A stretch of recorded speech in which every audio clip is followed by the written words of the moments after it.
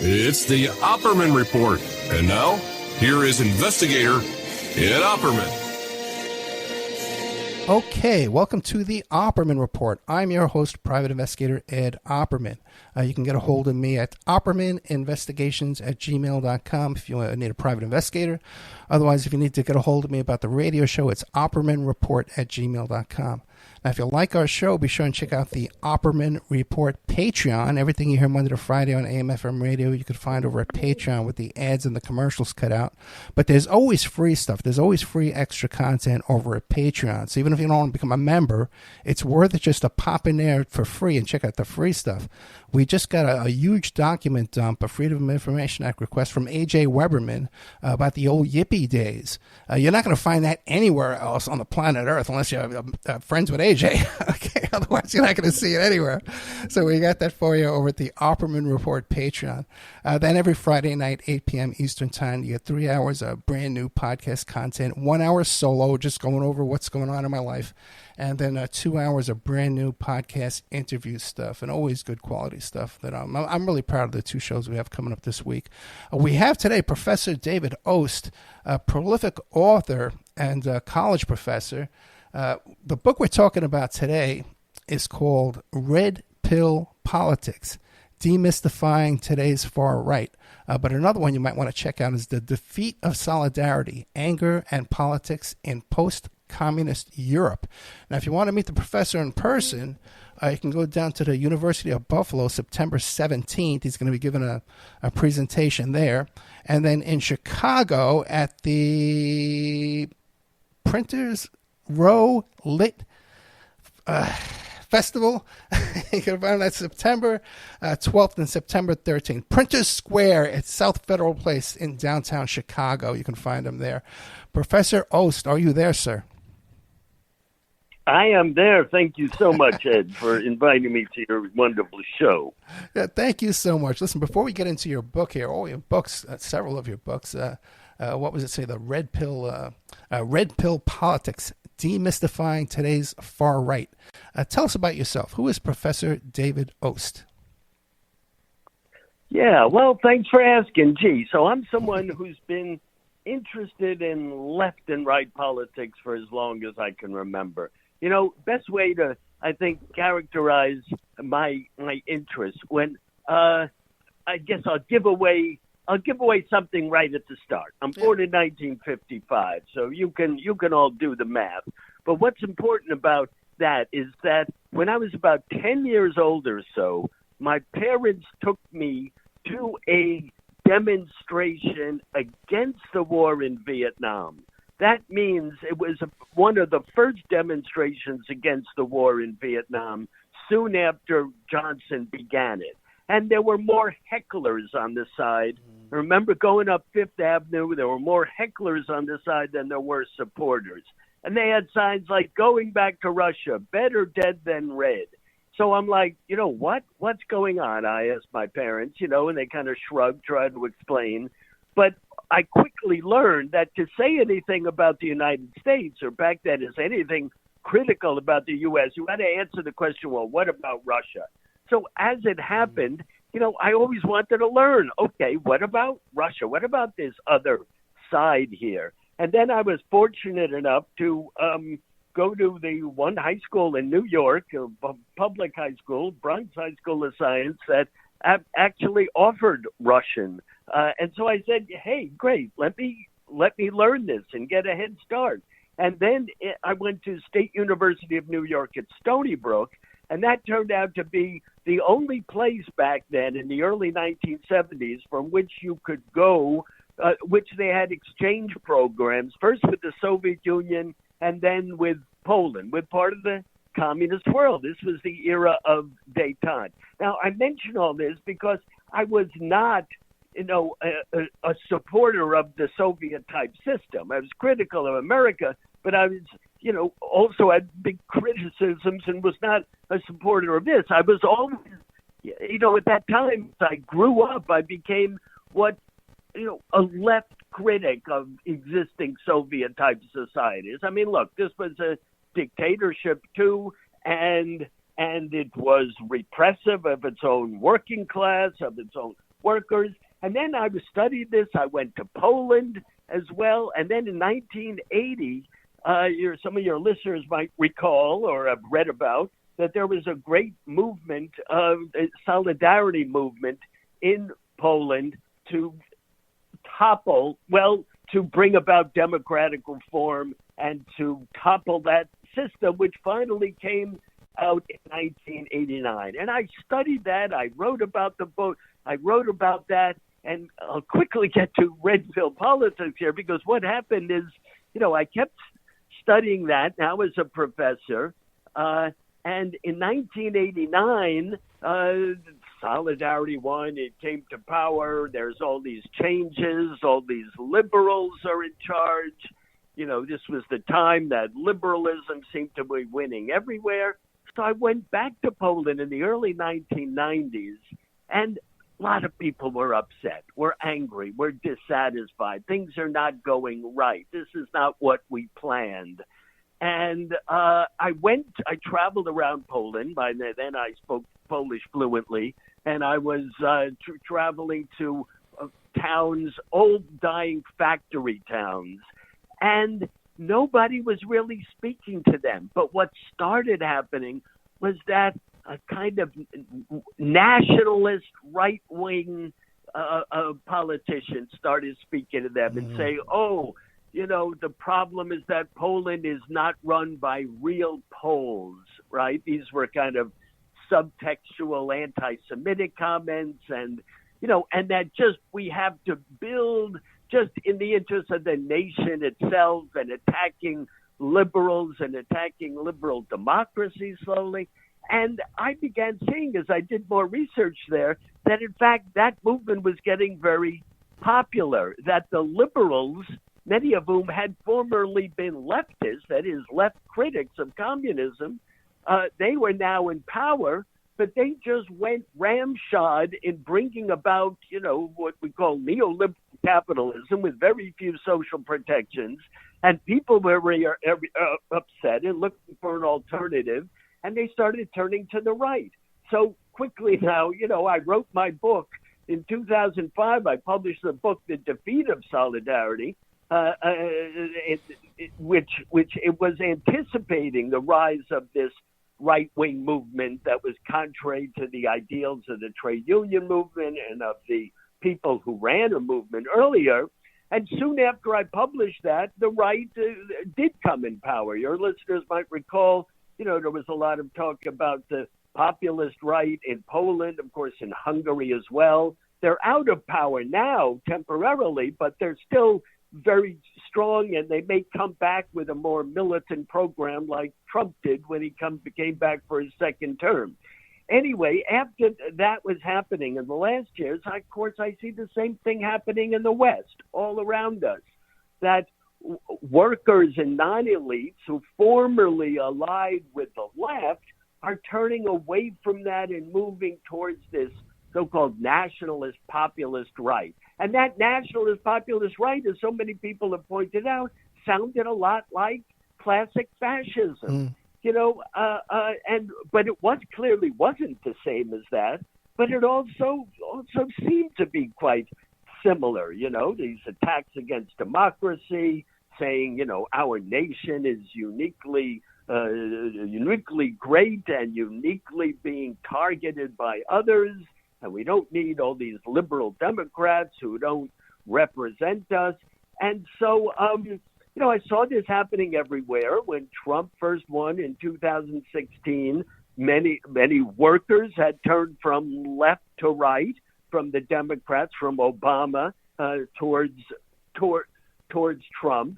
And then, so I set about saying the things I saw in Poland are happening here in the rest of the world as well. I took some time then, like I was teaching, I got a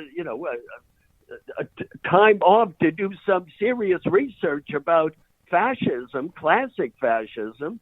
And then I came up with this idea. Then I began writing this book, which is called Red Pill Politics, in which the central argument, I can't say so much about it here on the show. I do invite you to read it. It's I've written academics books before. This one is more accessible to the casual reader. It's not filled with all those footnotes and jargon and all that. And so, I said about writing this book, Red Pill Politics, where I say that if Red Pill is this term that the kind of hipster alt-right uses for itself. Yeah, it came out of The Matrix, the movie The Matrix. With, you know that, right? Yeah, exactly. Yeah, what happened to... Yeah, The Matrix came out in 1999, and what happened is that first it was just a movie, and then about 10 years later, all these kids, young males who'd say been, young teenagers when it came out, in the end, like at the end of the first decade of the 2000s, this was like the first generation for whom all these new ideas about feminism, I mean, the Me Too movement hadn't, I think, explicitly happened yet, but there was all this kind of new talk and, a kind of feminist mainstream and, and anti-racism. And so people on the right, but around 2008 or 2009, started saying, we've taken the red pill, by which they mean that, just like in the film, humans are being literally consumed by a machine called the Matrix, and their everyday ideas are being controlled by someone else. So these guys said, we're being controlled by all these feminists and anti-racists, but we've taken the red pill. We know the truth, that men are born to dominate, that women are submissive, that, and for many of them that, white people should and do and deserve to rule the world, right? And so I use this term both to tweak them, but also because here's like one of the few parts where maybe, it sounds a little overly academic. I say, if you take red pill and use it as an acronym, right, then I figured out it stands for what we can see as right-wing, exclusionary, national democratic, populist illiberalism. Now, again, that's a mouthful, but if you if you highlight the first letters of several of those words, it comes out to be red pill. And the point is that my argument is that, there's a type of politics, and I discussed what all that means in the first chapter, what all those factors mean.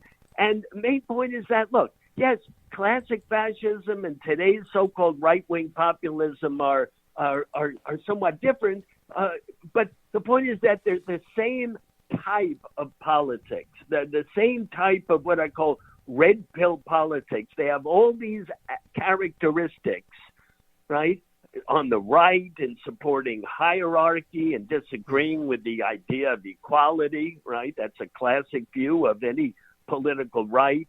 Exclusionary nationalist, right, meaning that it's the nation, which is they use a kind of mystical term, right? What does it mean? But the nation, only they know what it is, and it's for our group alone, right? In America, that tends to mean white people. In Poland, that means Catholic people and not Jews. Other countries, it means other things. But their idea is it's only for this group. Democratic, because this was actually, a kind of innovation of fascism, that it was a mass movement emerging in the time of democracy, but on the right, not on the left. So, they always say they're democratic. Populist, by that I understand, talking to regular people in their language and also trying to appeal to them and to do things for them, right? Economic populist, to help the poor working people, particularly of their nation, which is not for everyone.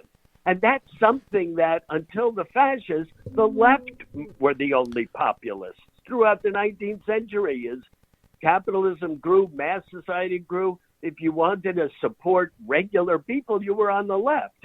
And the fascists were a kind of innovation.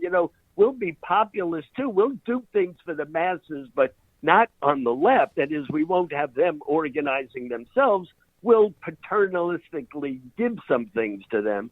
And then finally, illiberalism, which means, we hear it in Trump all the time now, that only he knows what's good for the nation, and that all of these rules and elections and checks on power, that's bad, right? You need to have one kind of politics and one kind of group ruling it.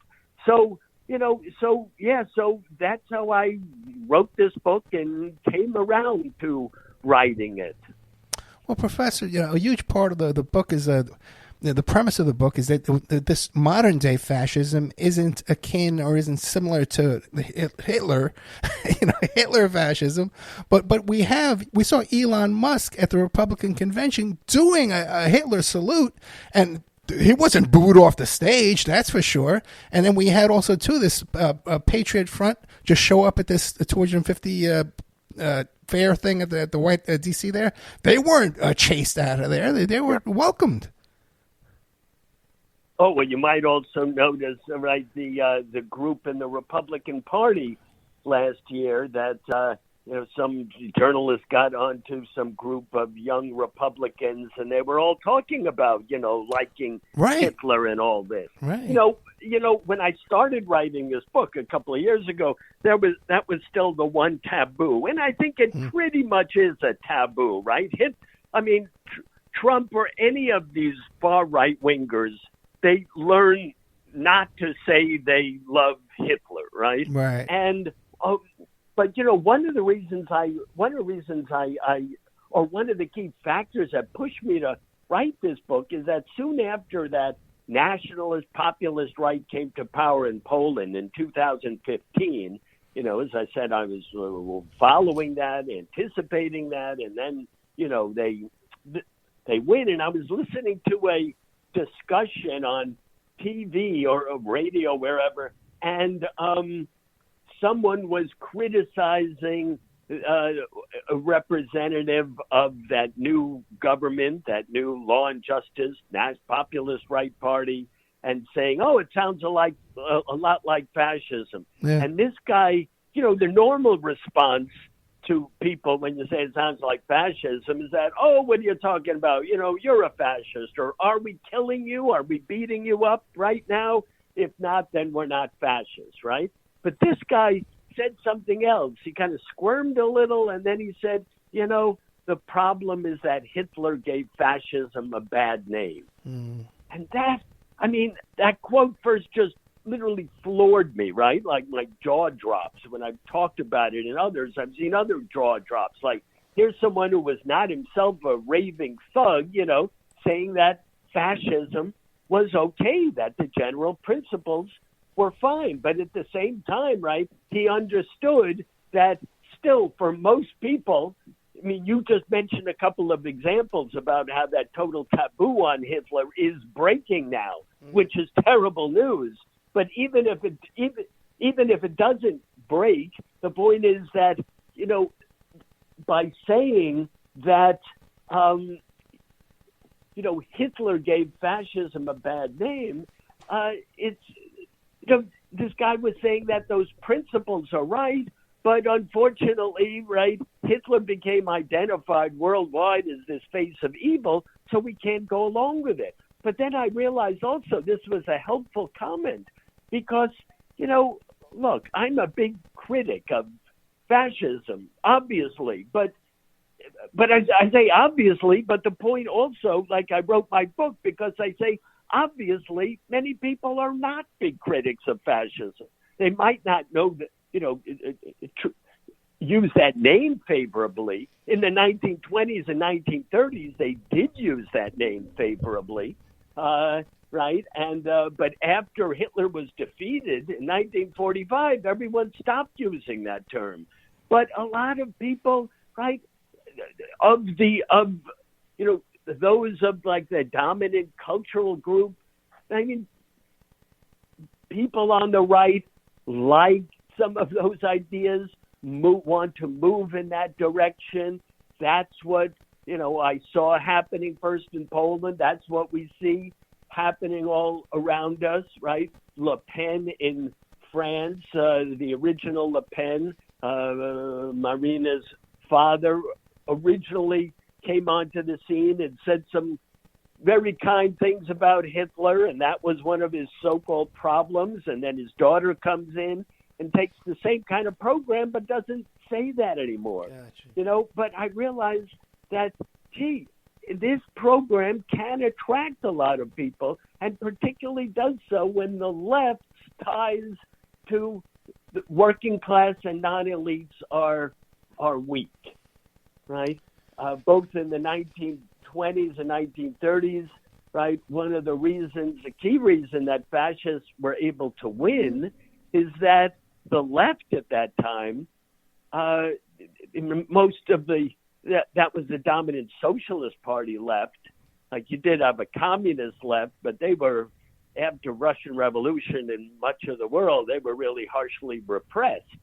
So the dominant left was the socialist left, that when the economic crisis came about, the Great Depression, they kept saying, we can't really do anything about it. Capitalism is just going to be that way, that you should join our party, but we can't do anything about it. And then, right, that was a key thing for the fascists. People were suffering. Socialists said, well, we can't do anything about it except, expect the system to collapse and socialism will come about, which for most regular people meant you're not doing anything. Yeah. And the fascists came in and said, we'll do something. We'll arrest some of the capitalists. We'll break down the left, but we'll force the capitalists to employ people. They did some of their populist things, and they won support in that way, right? And again, cutting to more recent times, that's what I saw first in Poland, right, where you had like that liberal left who came to power in 1989. They were not doing things to help regular people. They kept even saying, workers, the same workers who they led in solidarity some years earlier, they were now saying, you're irrational. You have to just follow us and let us build this capitalism that excludes you. And then people were rejecting that, right, and turning to that right-wing movement, right? So, these are, key factors that push that some people in that direction, and the left needs to take a stronger stand and a fight on these economic issues. Okay, Professor, I would ask you, what left? Yeah. What left? Who? Kamala Harris? What left? What left do we have in this country? We have no socialist left. We have no communist left. We have Democrats, which are just as much capitalists as the Republicans, and a weak Democratic Party, and such weakness in the Democrats right now. They don't stand up to anything, and even the rational people in the Republican Party don't stand up to anything. So where is this? Yeah. Where's this hope coming from? Do you have hope? I'm very cynical. Look, you point to it. The key issue, which was that much of the left actually stopped being the left, or they stopped being an economic left. Yes. That is right quickly after World War II. In that period, actually, we can say for about the 30 years after that, because after World War II. I was just mentioning before that the socialists, didn't do anything in the 20s and 30s, and the fascists came in. Yeah. After the fascists were defeated, after Nazis were defeated, then all leaders, anti-fascists, realized that in order to prevent a return to fascism and sympathies to it, we have to reach out and do things for regular people. And you had this turn towards what we now call social democracy. Stronger unions. I mean, I grew up again as a kid at the tail end of this, but I still remember in 1960s, massive demonstrations and strikes, right, of workers in big factories, and they usually won, right? They won. They were strong. The state was supporting them, right? And capitalism did not yet have an option to flee, to go out of there, right? So the left was kind of satisfied with that. And then, to its credit, the left then in the 60s said, well, okay, we have regular working people are now doing well. They're doing better under capitalist society than workers had ever done in history, and they said, but obviously this is not complete. We still have racism, sexism, all these different things. Let's work for these other people too. And that was a truly necessary and great move. But at the same time, right, they also kind of moved away from basic economic issues. And that became harder to deal with once globalization came about, by which I mean, the ability of capitalists to leave the country. Like Michael Moore made his first great film, Roger and Me, in Flint, Michigan, right, where he details and shows pictures of how, small Flint, Michigan became one of the richest towns, richest cities in America, right, for everyone there. And then General Motors moves out, right, and the whole city falls apart, right? There's no industry, there's no taxes coming in at all. Right, so all that happened, right? But the left kind of moved away from that. But look, your point also, what left? We're talking at a time. What is it? July now, 2026, and in the last couple of years, we've seen precisely that kind of left reemerge. The best. I was nearly finishing the book when Zoran Mamdani won the primary. The Democratic primary, right, away from Andrew Cuomo. Everyone thought, who was Mamdani? No one had heard of him 6 months earlier, right? And famously, he got his support by, going out there and talking to regular people, including regular working people and even immigrants who had voted for Trump because there was so high inflation, because economic conditions were still so bad. They're looking for someone to do something about it. And, right, and Mamdani then came forth and presented this kind of program. Months since he's been in there, but I think he's been pretty great and pretty consistent, always on these issues of, he's had some big policies in terms of, right, people who've been cheated by really nasty landlords. Yeah. I forget the one landlord, who had tens of thousands of people whose homes were falling apart and they were suing them for rent. He got the city behind that, right? He's moving forward on affordable housing, taxing second houses of the rich. I mean, these are not militant programs. This was mainstream in the 1950s, right, during the heyday of social democracy. But, things have gotten so far away from that, now you have him proposing those issues, right? And, of course, his other candidates won there. And it's not just in New York, right? There's a Wisconsin populist who might be elected governor. There's the candidate in Michigan for Senate. Mayor of Seattle. I mean, and of course, Graham Plattner before his campaign imploded, shows there's a lot of sympathy for this. And, we can prove that because look in 2016 in America, at in the beginning of the campaign, say a year earlier, the two candidates who seemed to have no chance whatsoever were Bernie Sanders and Donald Trump, completely out of the mainstream, right? And of course, Trump obviously won the nomination, and Sanders, who never thought he had a chance, suddenly finds himself almost running neck and neck, right? Like if he had really thought of himself as a winner in 2016, he might very well have won the nomination despite the shenanigans of the Hillary side to prevent that from happening, And so what that shows, what we see everywhere is that people are hungry and need some alternative outside of the mainstream. That's where it goes back. I saw that in Poland too, right? Because I was there in Poland soon after Solidarity had won.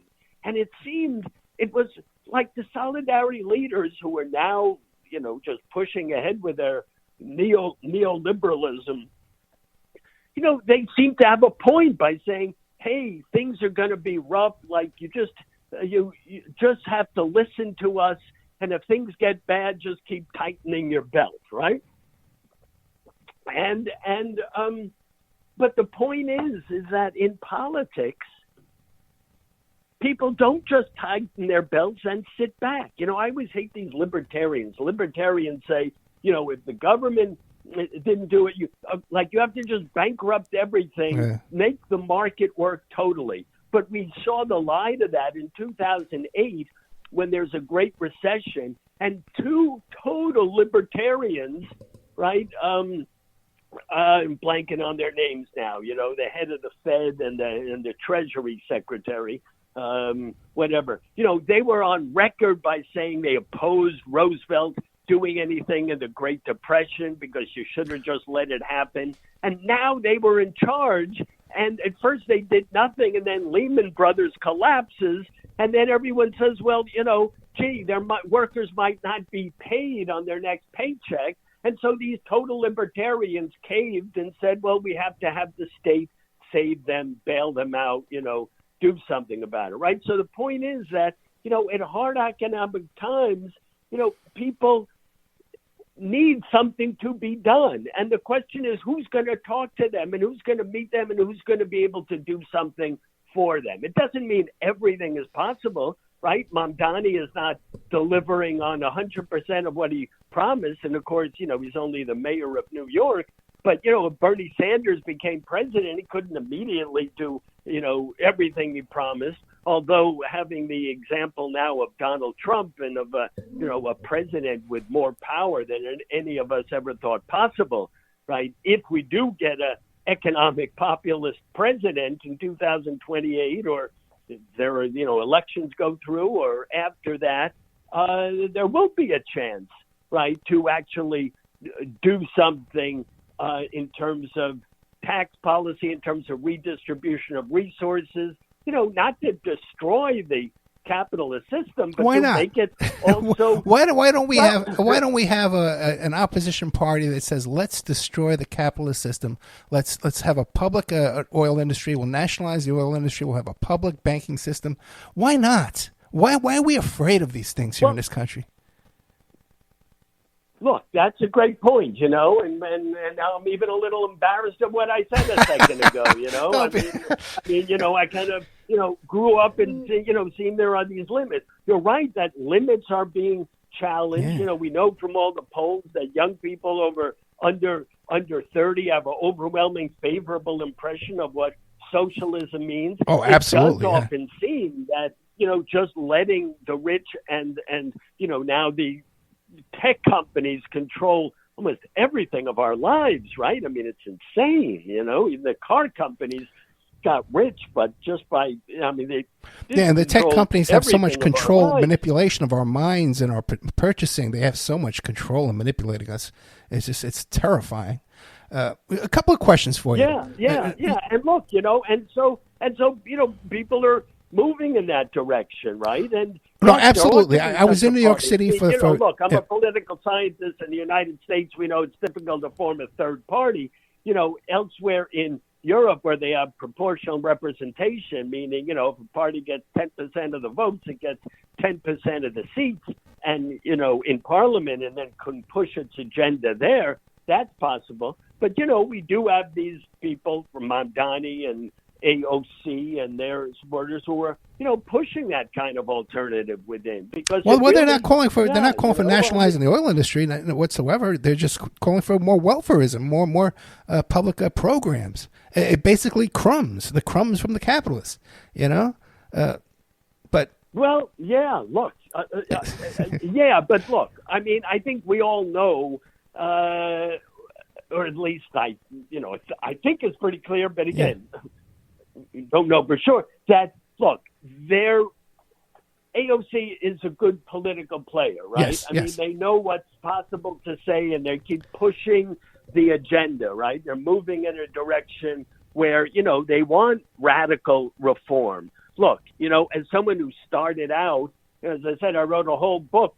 My first book was totally critical of really existing communism. I mean, I'm someone, I'm quite aware of the failures of that system. Yeah. On the other hand, looking back, we also see kind of protection of workers and social welfare funds that had a lot going for it, right? I mean, many of its social policies, the communist systems were not bad at all, right? And certainly education was accelerated for all, and not just for the elite, right? Much sooner than happened anywhere else, So look, I agree. Let's have that kind of discussion. But again, I guess I do think politically right now, you say let's just call abolish that system. I mean, let's talk about radical reform, and that might entail abolishing the system. But again, those words abolish, I mean, all kind of change. You change things and you live with the past. Even all revolutions change things, but they're based in their past as well. So, yeah. Let me ask you a couple of questions. Red pill politics, demystifying today's far right. If I read this book, if our audience goes out and buys this book, I hope they do, and they read the book, you can hear the man's a brilliant student of social history. Okay, you can hear that. So it's worth it to buy the book. It's got 4.6 stars. Okay, we buy the book. When we get to the end of the book, are we going to feel optimistic or pessimistic in our state of affairs that we have here in the United States right now? A little of both. That is, you'll see that this right is much more than Donald Trump. Okay. That it's got legs, right? That Trump is a unique kind of person, candidate with whatever kind of charisma he has, which half the country can't understand, but, a large percent does.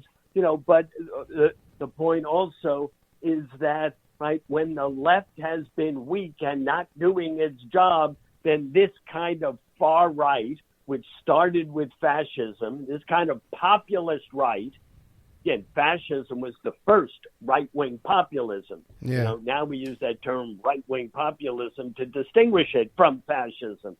But as I point out, and show, I mean, fascism was the first type of right-wing populism. And again, as I pointed out here, the left was weak. So, so I talk about a situation in which, liberals and the left, because to many extent now, even liberals feel themselves on the left because they want to maintain basic, liberal democracy, political democracy, and that's being challenged. So, they'll understand what a serious challenge this is, that even though these in power today don't use the word fascism, that they are equally able to bring about a type of system that we would completely identify with fascism. I mean, Trump now, uses, the ice sweeps he has. I mean, I genuinely feel at times living in America that I'm a Jew in 1935 Nazi Germany. What do I mean by that? Hitler takes power in 1933, attacks on Jews right away and on socialists and on the left.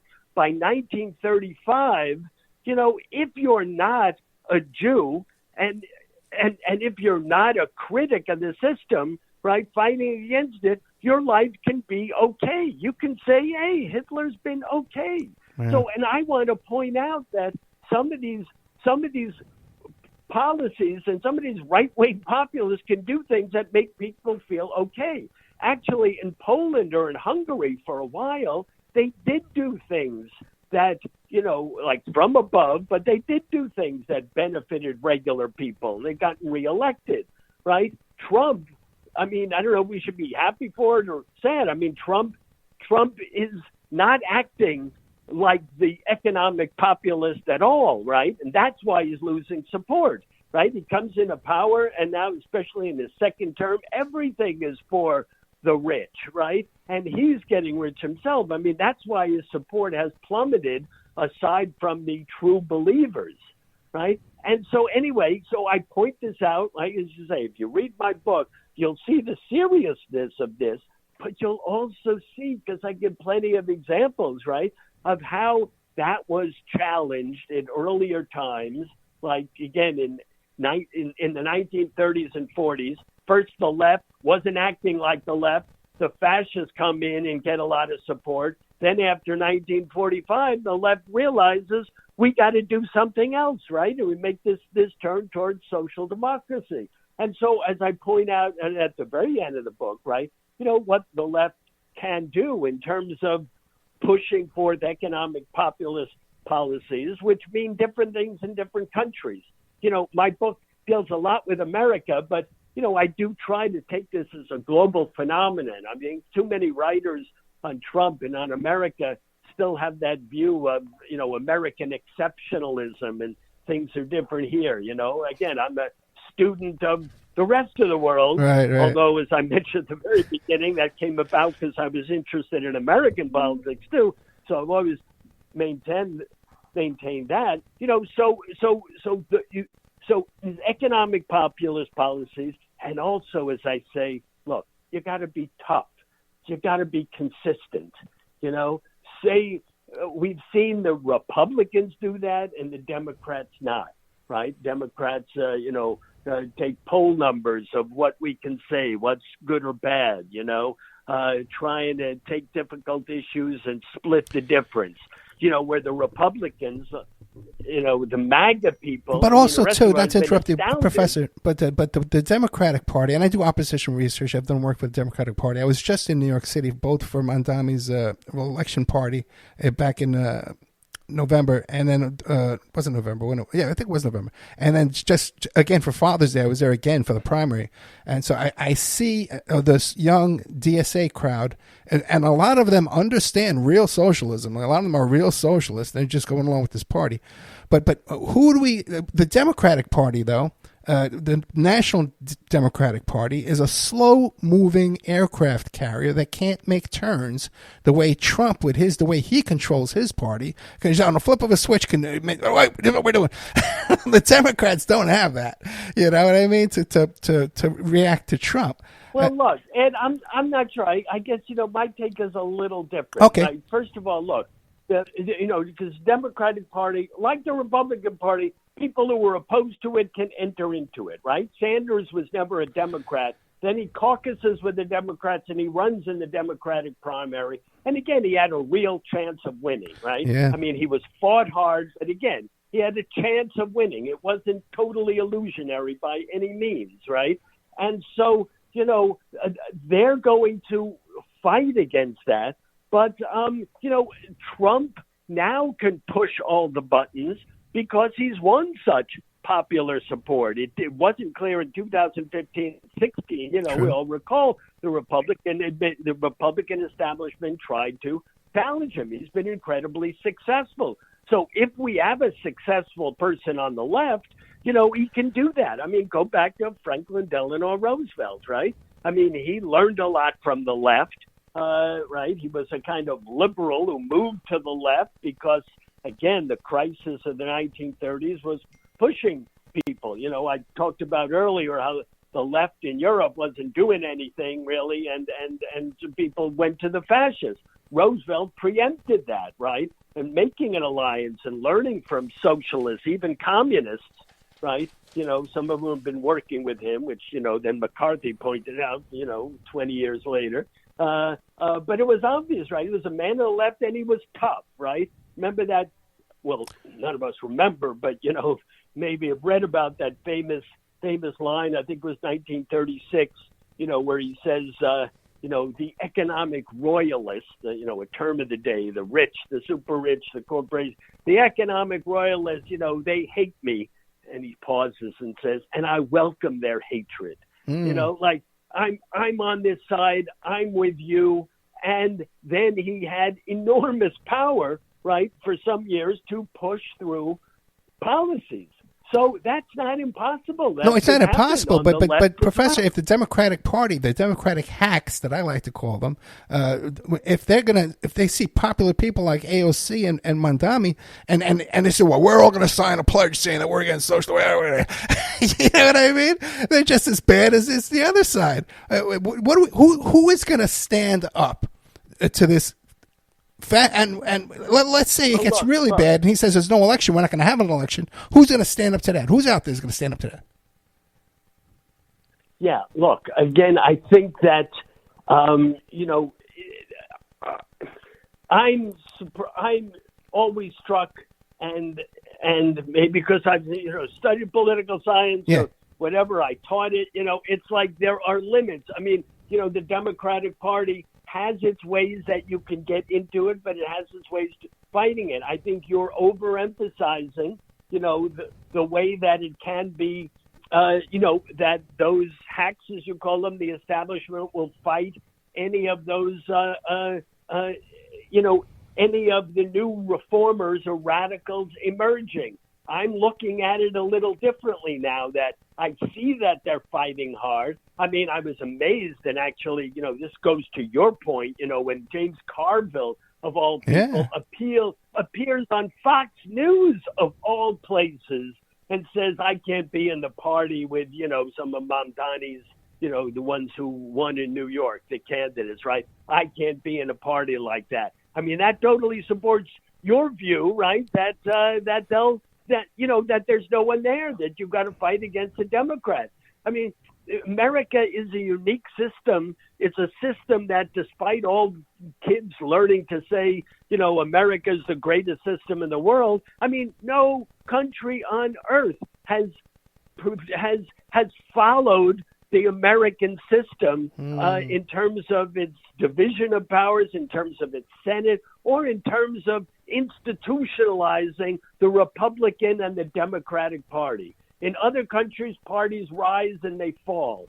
What you're saying makes a lot of sense in Europe, and that's why those parties are emerging. In France, Mélenchon, was a radical leftist, created a large coalition, may well be able to challenge Le Pen in the presidency. Again, every country has its particulars here. In America, it's just right now, if you're still outside of the party, you don't get the funding. Yeah, you can't get on a ballot. In the electoral system, and so look, we'll let's have this conversation again in a year or two, and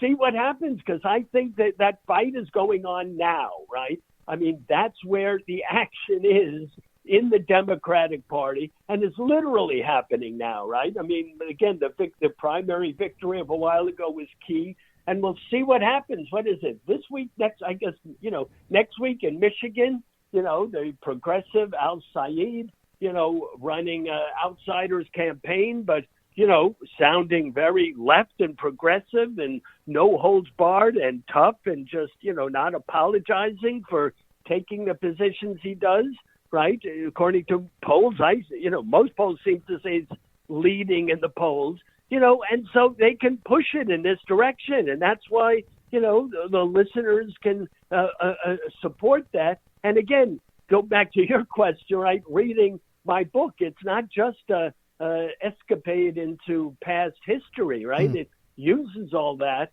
to show, again, this trouble, the real trouble that we're in, right? Let's not pretend it can be easily stopped, but it also means that those on the left, which again, nowadays I say includes liberals, because, they're going after anyone who supports basic rule of law or basic, principles of democracy. That there's a real chance of fighting back, and that those liberals need to turn more to the left if they're going to have a chance of defending what they want. That's a key lesson of that point I mentioned earlier, how, socialists in the 1930s, right, kept saying, we can't do anything. Capitalism can be reformed, can't be reformed. It just must collapse, but we don't know exactly how to do it. Then the fascists come in and said, we'll make the capitalists sometimes pay a little more money to their workers, but we're going to control everything, and nobody has democratic rights. And then after fascists were defeated, then you had this new change, right, in the 1945, where the left understood, right, that in order to stop that right, you have to be more left than liberal.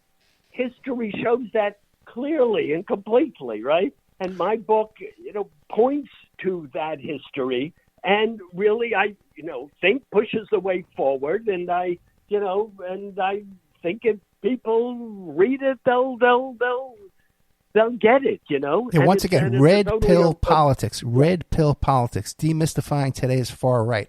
And the other one he'd like you to read too, because he's got a dozen books. But come on, The Defeat of Solidarity, Anger and Politics in Post-Communist Europe.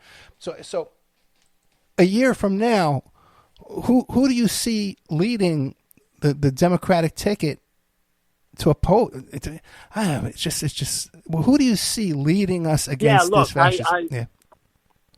No, well, look, we all know. I mean, right now there's no national figure or person that can galvanize that leftist aspect. I mean, people are talking about Alexandria Ocasio-Cortez for sure.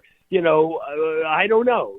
Who knows? I mean, I think she has a good chance of galvanizing a lot of support. Right, but she's young and she doesn't have foreign policy. What do you think of Bernie? Bring Bernie back again. He still pulls in the crowds.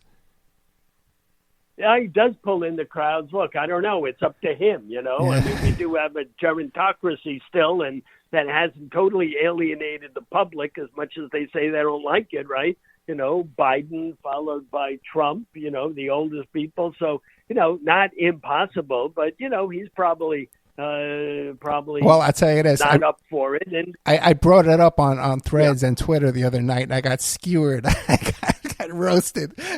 For what reasons? What did they he's say? too old. Forget the old people. He's too old. Bernie lost 3 times. Forget it. They were brutal toward me. People usually like me.